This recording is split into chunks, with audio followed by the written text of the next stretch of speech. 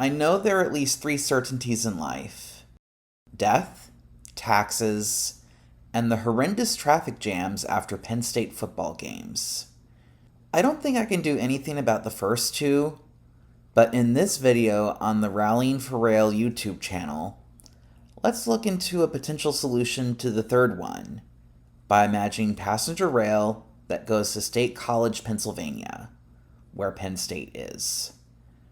This video, for the record, is part of my series on this channel where we will talk about ideas for how to bring passenger rail of some form, whether it be through Amtrak or something else, to large college campuses that don't currently have Amtrak. Why college campuses? Because college campuses have lower percentages of car ownership than most other areas. And because of this fact, colleges are places we should make an extra effort to bring passenger rail to. Penn State's University Park campus is home to 46,000 students, making it among the largest college campuses in the country. It is also home to one of the most successful college football programs in the country, a program that regularly has in excess of 100,000 fans coming to its home games. While I attempted to make a joke out of how bad the traffic is after the football games, it is no laughing matter to fans who have to exit the stadium after a game. As a relevant side note, this is also the alma mater of some extended family, which is why I feel an obligation to talk about Penn State first. Perhaps car traffic is so bad after the football games because there is little inner-city mass transit getting out of Penn State. There is no Amtrak service and no passenger rail service of any kind that goes to State College directly. As to why that's the case, I'm not sure, but I suspect that at least part of the issue has to do with the fact that State College grew rapidly at a time when America's focus, when it came to moving people, was on highways rather than passenger rail. State College's population was only a few thousand people as recently as the 1940 census.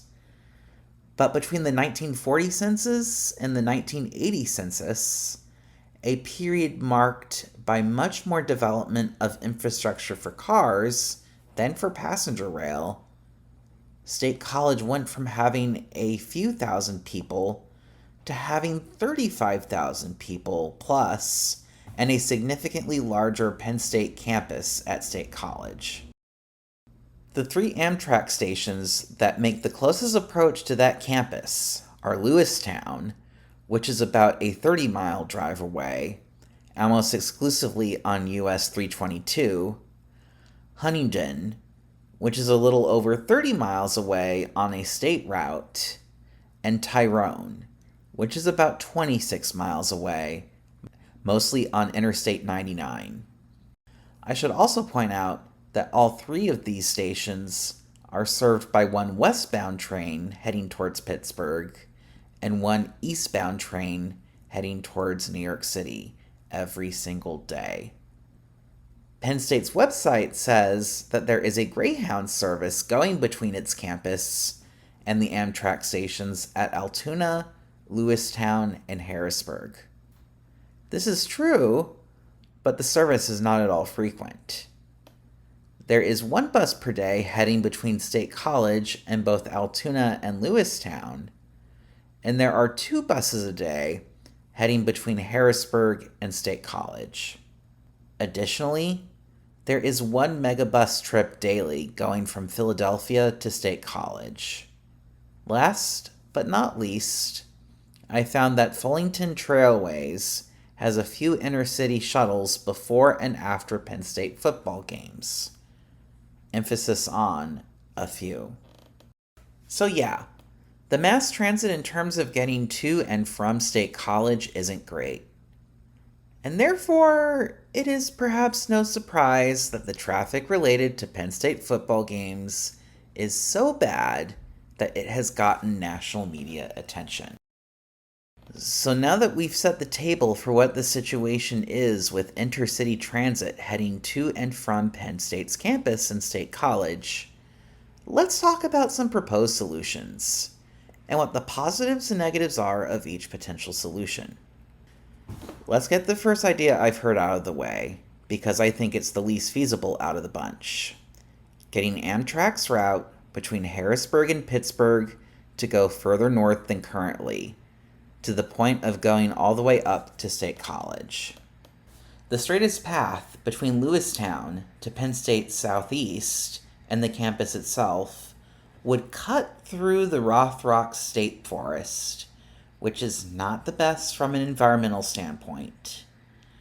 And considering that part of the point of having more passenger rail is to be kinder to the environment, going through natural areas in order to build passenger rail would kind of defeat the purpose of building passenger rail in the first place.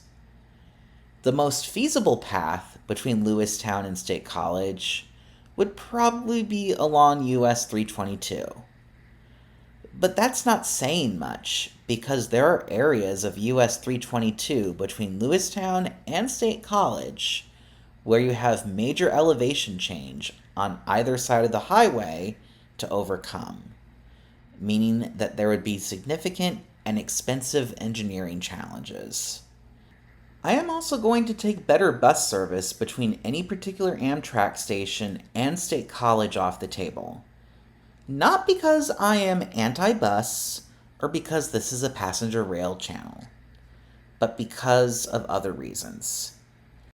I see the appeal of buses because you can start bus service for an amount much cheaper than starting train service.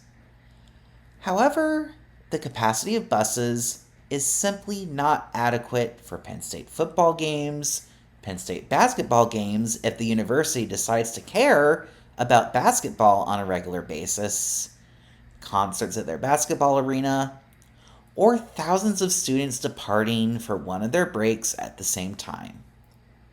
Additionally, when it comes to the football games, the buses are going to get stuck in traffic just like the cars, something that can't be said for passenger rail. I think what we need to talk about instead is connecting State College to an Amtrak station on the line heading between Harrisburg and Pittsburgh, also known as the Pennsylvanian. Though, before connecting State College to said line, the service on the Amtrak line needs to have much better frequencies. Like, one train per day for each direction, and at that, a train that may not be aligned with when people are heading to or from a Penn State football game is not going to cut it. But if Amtrak service were increased significantly in the portion heading between Harrisburg and Pittsburgh, the station that serves as the best candidate for a connection between this Amtrak line and Penn State is the Tyrone station. Not just because Tyrone is the Amtrak station closest to Penn State distance-wise, but because there is an existing track that leads you from Tyrone directly to the State College area. And because of that track, some of the infrastructure you need to get passenger rail service to State College is already there. As for the path of this track, it goes along Interstate 99 from Tyrone to just west of State College. However, while Interstate 99 then curves east towards State College, this track goes northeast, going along US 220 alternate until it gets to a place called Milesburg, which is just south of Interstate 80. At Milesburg, the track curves back towards the south and continues in a southerly direction until the track ends about 2 miles away from Penn State's football stadium and about 3 miles away from downtown State College. The two proposals I'm going to look at for getting passenger rail to State College, which consists of my proposal and a proposal laid out in a study prepared for the Pennsylvania Department of Transportation and the U.S. Department of Transportation use the aforementioned trackage to some degree. But there are some differences, and we'll look at the positives and negatives of both my idea and the idea laid out in the aforementioned study for rail in the area of Penn State. So, both the study and I have passenger rail on or paralleling the trackage, paralleling Interstate 99, up to the point that I-99 goes more due east toward State College, while the trackage continues going more northeast. In this part of the route, both my plan and the study would need to face similar challenges, since both proposed routes are the same. Those challenges are as follows. The first challenge is that if we were to have a 2-track route, Tyrone itself serves as a logistical challenge. There are 4 or so blocks of Washington Avenue in Tyrone where the singular track runs on the avenue itself, and at that, an avenue that would have a difficult to impossible time fitting a second railroad track, something that might be needed to increase capacity for passenger rail to a desirable level after major events heading from State College. Or maybe I'm overestimating demand and 1 track through Tyrone is enough as long as there are 2 built tracks once you get outside of Tyrone. The second challenge is coordination with the freight rail company, which in this area is the Nittany and Bald Eagle Railroad, about usage of this track. I don't know how insurmountable this obstacle may be, but it's definitely something to consider. Whenever you run passenger rail on a track owned by a freight rail company, this is something that will always need to be considered. In addition to these challenges, where we are using trackage that is already owned by said freight rail company, the speed allowed on the trackage is not that fast. So not only will trackage need to be built because this rail path predominantly only has a single track, but the existing trackage needs to be upgraded in order to allow for passenger rail service. And it's not just me saying this. In fact, this is something I mentioned because it's something the study mentions. We have talked about several challenges involved with both my plan and the plan in the aforementioned study. And yet I have not talked about the differences between my plan and the other plan, let alone what the benefits and drawbacks are of each plan. So let's talk about where my plan and the plan outlined in the study differ. It's actually pretty simple. The point where I-99 heads more due east towards State College is where the ideas for the route diverge. The study proposes following or running along existing trackage as far north as almost reaching Interstate 80, then curves back south all the way to where the trackage ends about 3 miles away from downtown State College. And after then, new trackage would need to be built to make it the final 3 miles to downtown State College. I, on the other hand, have the route running along the median of Interstate 99 until it gets to the north side of State College, at which point I would have it running along the side of Fox Hollow Road until you get to basically across the street from the football stadium, where it would terminate. There is the potential for extensions beyond there, depending on what land can be acquired, but for the time being, I have it terminating near the football stadium. I think each plan has its upsides and its downsides. If you're looking to minimize the number of property owners you have to deal with, I think my plan is better. With my plan, once you have it running along I-99, you're dealing with the state of Pennsylvania, as states own and operate interstate highways. And then once you get it onto Fox Hollow Road, the only property it seems like you'd be dealing with is Penn State, which once again is the state of Pennsylvania. So from a property acquisition standpoint, my plan is pretty simple. In fact, if this is a passenger rail line run by the state itself, probably through Pennsylvania's Department of Transportation, then getting land for this is pretty painless. On the other hand, to build a 3-mile extension from where existing trackage used by the plan outlined in the study ends, all the way to downtown State College, you're going to mess with a lot more than what I just laid out, in all likelihood. Though speaking of downtown State College, the plan outlined in the study is better at connecting to downtown State College, but I'm not sure if it would be good at connecting to the football stadium and basketball arena. If it were to take a straight path from where the current trackage ends to downtown State College, I calculated that the football stadium is about a mile away from the likely location of the rail line, but would likely get to downtown State College. My rail line would get you to near the football stadium and basketball arena, but leaves you over a mile away from downtown State College. In summary, my plan is probably better at providing access to major events than heading to downtown State College, while the other plan I'm talking about here is probably better at providing access to downtown State College than it is at providing access to major athletic events.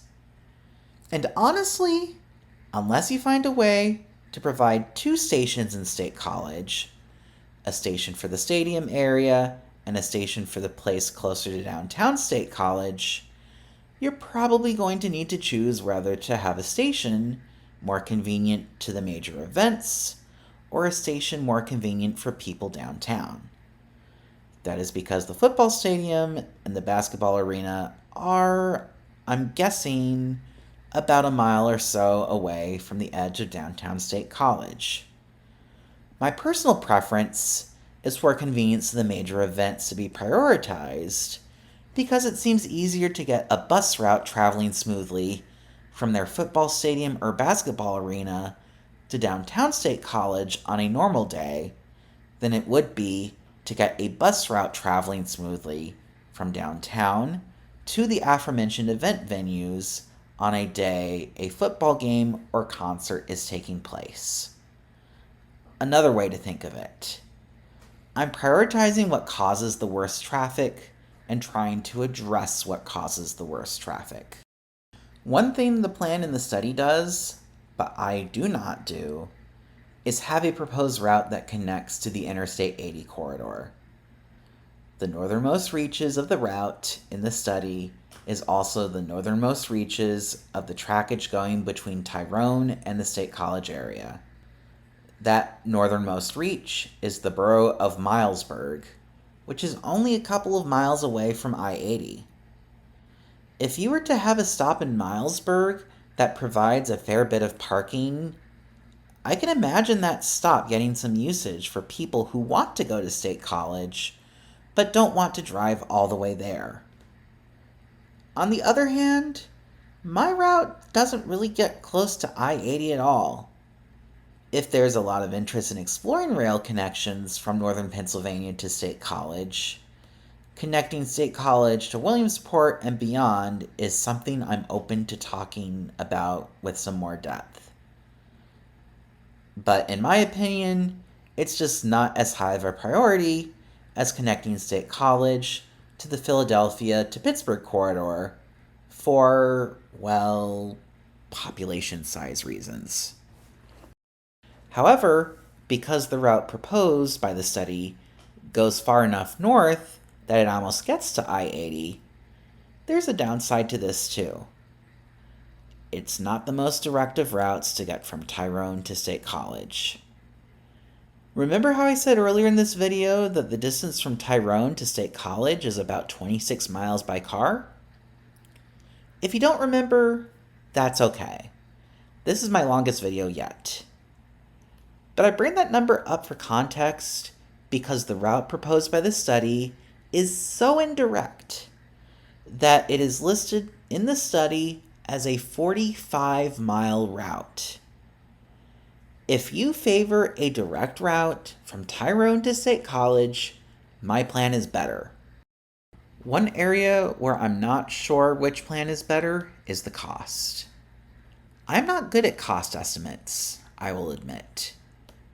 If anyone watching this is an expert when it comes to cost estimates, I'd be curious to hear what the price tag would be for my plan as compared to the study's plan. I know that the study calculated the cost of a Tyrone to State College line to be about $72 million a decade ago, but a bit of inflation has happened since then. And as to how much my proposal would cost, I honestly have no idea.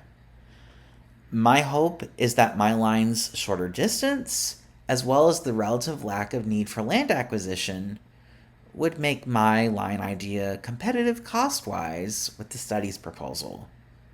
I could debate with myself all day about whether my plan or the rail study plan is better for connecting Penn State to passenger rail. But I don't have all day. Because I covered a lot of pluses and minuses of both my plan and the plan outlined in my study, I'm going to leave this chart here. That way, people can have a visual of the pluses and minuses of each plan, from my perspective at least. What do you think about connecting State College to passenger rail? Are there elements of my plan or the other plan I talked about in this video that I left out? Please let me know your thoughts by leaving a comment in the comment section below. Also, please leave a like and subscribe to my channel. Thank you and have a good day.